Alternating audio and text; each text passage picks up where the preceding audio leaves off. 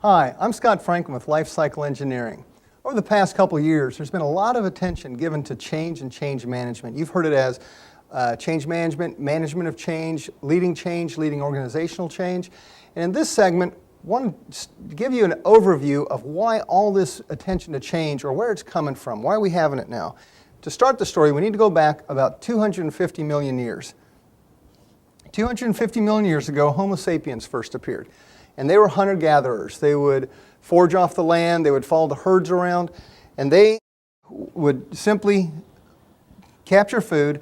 And as they went, there was only one real major technological change in that time, and that was the invention of the bow and arrow. They had now a projectile weapon where they could hunt their animals from a distance, and the arrow was the arrowhead was a much more effective tool at bringing down game than a sharpened stick.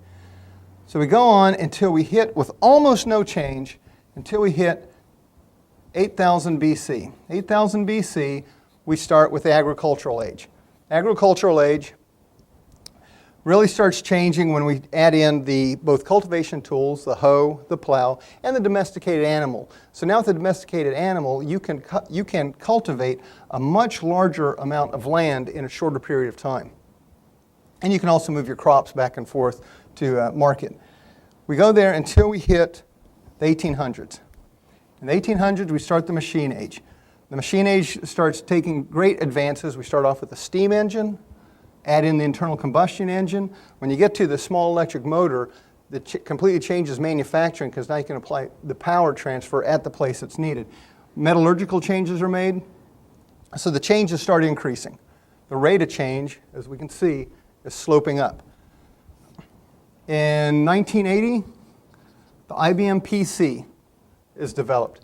The IBM PC now allows computing power at the local level, at the personal level. And it also introduces Moore's Law, where computing power will double every 18 months. So we watch this slope start increasing. We hit the year 2000 with the internet.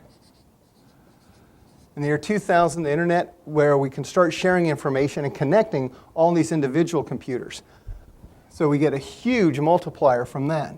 As we get on, we're now hitting 2009, where the sharing of information is not only possible but expected.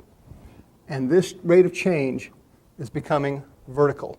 We take a look here, some of the powerhouses coming out are Google, eBay, Yahoo, Facebook, Wikipedia.